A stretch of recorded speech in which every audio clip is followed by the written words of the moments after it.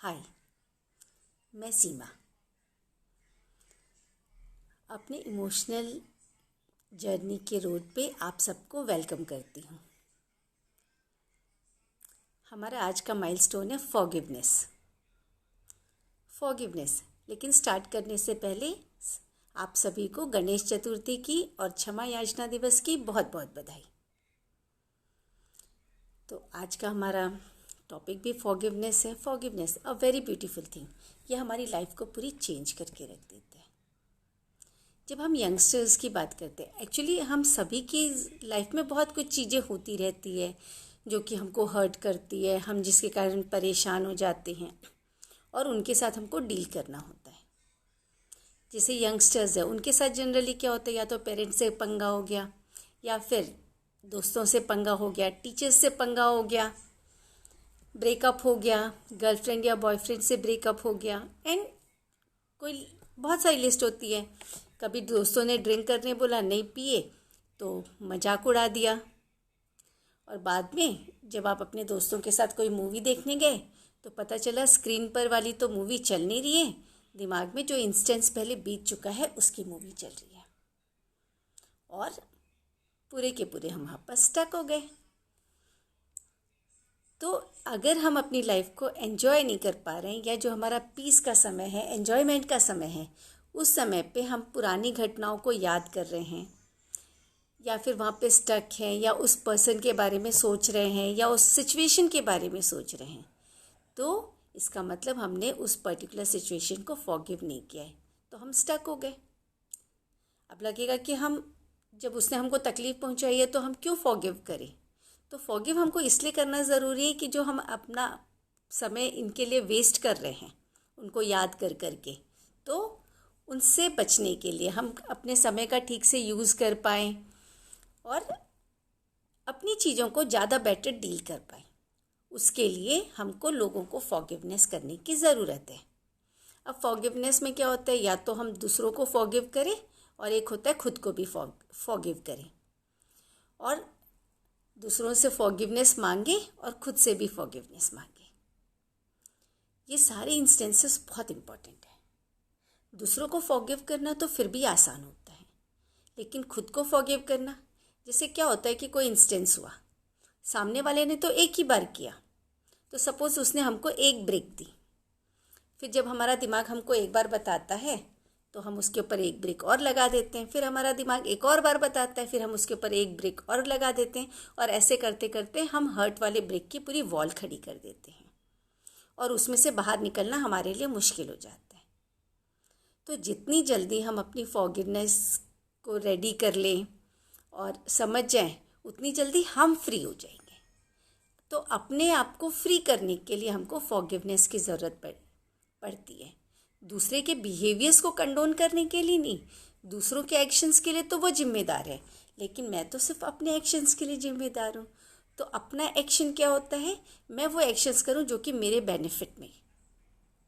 तो अपने बेनिफिट के लिए जो भी काम करना है, मेरे को वो वाले काम करना है। तो जिसको भी फॉरगिव करना है फॉरगिव करो, लेकिन हम अपनी लाइफ में मूव ऑन करते रहें। तो उसके लिए फॉरगिव, जैसे क्या होता है, किसी ने हमको हर्ट किया तो हम वेट करते हैं कि वो पर्सन आएगा, हमसे सॉरी बोलेगा, फिर हम उसको बहुत सारी चीज़ें बोलेंगे, और फिर वो पर्सन बोलेगा नहीं प्लीज़ मेरे को माफ़ कर दो, और तब हमको शांति मिलेगी। लेकिन रियल लाइफ में तो ऐसा कभी होता नहीं है। रियल लाइफ में तो बहुत बार तो वो पर्सन आता ही नहीं है, और बहुत बार तो एक्चुअल में उसे पता ही नहीं होता है कि उसने हमको कोई तकलीफ़ भी पहुंचाई है। जैसे क्या होता है कि मैं कहीं जा रही हूँ और रास्ते में कोई पेड़, अचानक से मैं पहुँची और पेड़ गिर गया मेरे ऊपर और मेरी हड्डी वड्डी टूट गई, तो गलती किसकी है। तो हमारे साथ जो इंस्टेंसेस होते हैं उसमें भी बहुत सारे ऐसे होते हैं कि हम हर्ट इसलिए होते हैं क्योंकि हम उस जगह पे मौजूद थे, प्रेजेंट थे, क्योंकि सामने वाले ने तो जो करना था तो उसको टारगेट, चूंकि मैं वहाँ पे प्रेजेंट थी इसलिए मैं टारगेट बन गई। कोई और प्रेजेंट होता तो वो टारगेट बन जाता। तो फॉरगिव इसलिए करने की ज़रूरत है ताकि हम खुद को मूव ऑन कर सकें।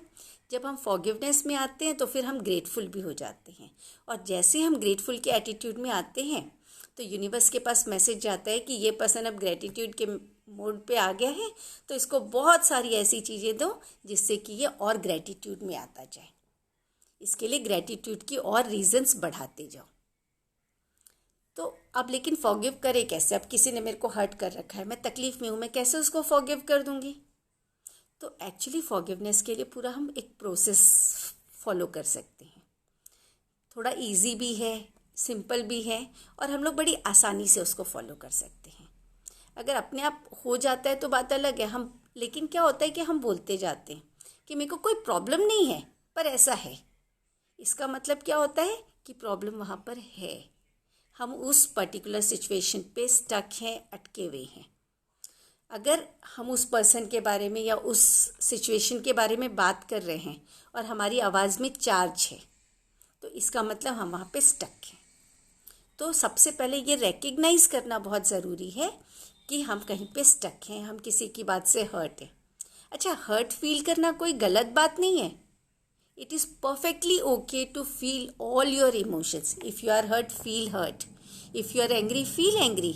Yeah, it is perfectly okay to feel angry. उसमें कहीं कोई गलत नहीं है। बस चूंकि जब हम लंबे समय तक एंगर के मोड पे रहेंगे तो वो हमको सर्व नहीं करता, और जब हमको सर्व नहीं करता तो हमारा टाइम खराब होता है। इसलिए हमको उस मोड से बाहर आने की ज़रूरत है। उसमें कहीं कुछ भी गलत नहीं है, क्योंकि इमोशंस तो बहुत नेचुरल चीज़ है, अपने आप आते हैं। हम कोई आर्टिफिशियल तरीके से तो उसको लाते नहीं है। तो लेट देम कम। इमोशंस को रोकने की हमको ज़रूरत ही नहीं है। जब हम इमोशंस को फील कर लेंगे तो वो सेटल हो जाते हैं। तो इसलिए जो फॉरगिवनेस का हमारा प्रोसेस है उसमें फर्स्ट स्टेप है रिकग्नाइज द प्रॉब्लम।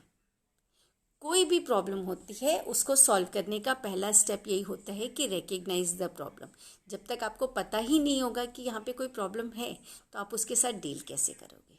तो first thing, recognise the problem. जब आप प्रॉब्लम को रिकग्नाइज कर लेंगे तो फिर हम उसको प्रोसेस करने की कोशिश करते हैं। तो उसके लिए हमारे पास 2-3 तरीके हैं। एक तरीका तो है कि जहाँ पे भी घर पे मिरर हो या फिर वॉशरूम में, या मिरर नहीं भी दिखे तो कम से कम अकेले जहाँ पे आप कंफर्टेबली सेफली बैठ सके वहाँ पे जाएंगे, और वहाँ पे जाके आपके अंदर जितनी भी चीज़ें हैं उसको सब स्पीक आउट कर दो। स्क्रीम करना है स्क्रीम करो, शाउट करना है शाउट करो, लेकिन जितने भी वर्ड्स हैं, जितने भी अनस्पोकन है, आप जितनी चीज़ें उसको बोलना चाहते हैं। अगर गुस्सा दिखाना चाहते हैं तो आप तकिए को पंच कर सकते हैं, वॉटेवर। लेकिन अपने पूरे इमोशंस को, जो ओवरवेलमिंग इमोशंस है, उसको बाहर निकालना बहुत ज़रूरी है। तो जब आप अपने ओवरवेलमिंग इमोशंस को बाहर निकाल देंगे तो पता चलेगा कि आप सेटल हो गए हो। और जब आप सेटल हो जाओगे तो कब फॉरगिवनेस वाला प्रोसेस आना शुरू हो जाएगा, इवन यू डोंट नो। तो ये चीज़ करना बहुत ज़रूरी है कि एक सेफ प्लेस में, क्योंकि ये बातें ज़रूरी नहीं है कि आप सारी बातें किसी दूसरे पर्सन के सामने बोलें। तो ये बहुत ज़रूरी चीज़ है कि आप अपने पूरे इमोशंस को बाहर निकालें। या फिर एक और प्रोसेस है कि आप एक पेन एंड पेपर ले लें और जो भी आपको इमोशंस आ रहे हैं, सपोज आप हर्ट हुए तो लिखो आई फील हर्ट, और उसको फिर 15-20 बार वर्बली बोलो, yes I feel hurt, yes I feel hurt, yes I feel hurt. फिर जब हर्ट सेटल हो जाएगा थोड़ी देर के बाद तो कोई नया इमोशन आ जाएगा, इट मे बी हेल्पलेस। तो फिर yes I feel helpless, I feel helpless, I feel helpless. तो 15-20 बार इसको बोलो। फिर जितने इमोशंस आते जाएंगे उनको बोलते जाओ। थोड़ी देर के बाद सारे इमोशंस स्टॉप हो जाएंगे। एक्चुअली क्या होता है कि जब हम पहली बार हर्ट बोलते हैं तो वो हमारे लिए थोड़ा सा नया सा रहता है। फिर जब हम उसको कंटिन्यू 15-20 बार बोल देते हैं तो फिर वो हमारे लिए जाना पहचाना हो जाता है, और जब वो जाना पहचाना हो जाता है तो हम उसको बड़ी आसानी से डील कर सकते हैं, और वो हमारे अंदर आके सेटल भी हो जाता है। तो जब अगर ये कागज़ में कर रहे हैं तो करने के बाद इस कागज़ को जला जरूर दीजिएगा। तो ये 2 चीज़ें हुई, या तो फिर आप मिरर के सामने बोलिए या फिर आप पेपर में लिखिए। और प्रोसेस करते करते एक और बड़ी इंटरेस्टिंग सी चीज़ है कि जब प्रोसेस अपने ये होने लग जाते हैं फॉरगिवनेस के, तो कुछ समय के बाद हमको समझ में आता है कि एक और चीज़ होती है अंडरस्टैंडिंग। फॉरगिवनेस में तो क्या होता है कि सामने वाले ने गलती की और हमने उसको माफ़ किया, सामने वाला लोअर चला गया और हम अपर हैंड पे चले गए। लेकिन जब हमको अंडरस्टैंडिंग आती है तो हमको पता चलता है कि सामने वाले ने तो एक्चुअल में कोई गलती की ही नहीं, वो तो सिर्फ सर्कमस्टेंसेस का शिकार था। उसके साथ क्या पता क्या क्या चल रहा था। सपोज जैसे किसी ने आके मुझे धक्का दिया और मैं दुखी हो गई, परेशान हो गई, लेकिन बाद में मुझे पता चला था कि उसके पीछे से किसी और ने उसको धक्का दिया था, तो वो आके गलती से मेरे ऊपर गिर गया। तो ये भी चीज़ें पॉसिबल है। तो इसलिए जो भी चीज़ें हो रही है, लेट देम बी। अपने इमोशंस को पूरे फील कीजिए, उसको नेगलेक्ट मत कीजिए। जब आप अपने इमोशंस को फील करेंगे तो वो सेटल हो जाएंगे and they will start serving you. तो फॉरगिवनेस भी इम्पॉर्टेंट है, और अगर अंडरस्टैंडिंग आ जाती है तो उससे बेटर तो कुछ है ही नहीं। और जब हम इस मोड पे आ जाते हैं तो हमारी लाइफ रियली में ब्यूटीफुल हो जाती है। हमारी चीज़ें सही तरीके से काम करने लग जाती है, हमारे इमोशन सही तरीके से काम करने लग जाते हैं। और फॉरगिवनेस आने के बाद आप देखेंगे कि जितने लोगों के आपने दिल से, आपको बोलने की तो ज़रूरत ही नहीं, जैसे आप दिल से फॉरगिव करते हैं ना, तो वो वाइब्स अपने आप सामने तक चली जाती हैं। तो जब वो वाइब सामने वाले तक जाती है तो हर किसी से रिलेशंस भी बेटर हो जाते हैं। और खुद को माफ़ करना बिल्कुल मत भूलिए, क्योंकि हमारे अंदर का वो जो छोटा सा बच्चा है ना, जिसको पैम्पर चाहिए, जिसको अटेंशन चाहिए, जिसको बहुत सारा लव चाहिए, तो आप अपने आप को हग कर सकते हैं। डेली अपने आप को बोल सकते हैं, जैसे कभी मैंने पढ़ा नहीं तो मेरे को आज गुस्सा आएगा कि मैंने उस समय पढ़ा क्यों नहीं, और मैं अपने आप को माफ़ नहीं कर पाऊँगी। तो ऐसे हमारी एक एक जो छोटी छोटी छोटी छोटी चीज़ें हैं, रोज़ एक एक चीज़ों को माफ़ करना शुरू कर दीजिए। अपनी एक ग्रेटफुल डायरी बना दीजिए जिसमें फॉरगिवनेस और ग्रेटिट्यूड्स लिखने शुरू कर दीजिए। हम लोगों ने तो एक व्हाट्सएप का ग्रुप बना रखा है ग्रेटफुल डायरी के नाम से, तो उसमें हम लोग अपनी डेली ग्रेटफुलनेस और फॉरगिवनेस दोनों चीज़ लिखते हैं। तो रियली अगर आपको किसी से गुस्सा है या आपके किसी से रिलेशन अच्छे नहीं है, तो ये एक बहुत इंपॉर्टेंट टिप है कि आप सिर्फ एक हफ्ते तक रोज़ उसके बारे में 10 अच्छी चीज़ें लिख के देखिए, and within 1 week you can see the magic. It really works. So आज क्षमा याचना डे पर be in the mode of gratitude and forgiveness and cheer up your life.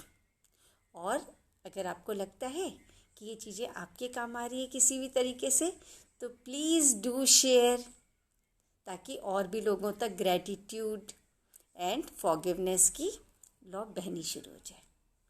And thank you for watching me. I love you and thumbs up. Bye. अपना ध्यान रखिएगा, mask पहनना मत भूलिएगा।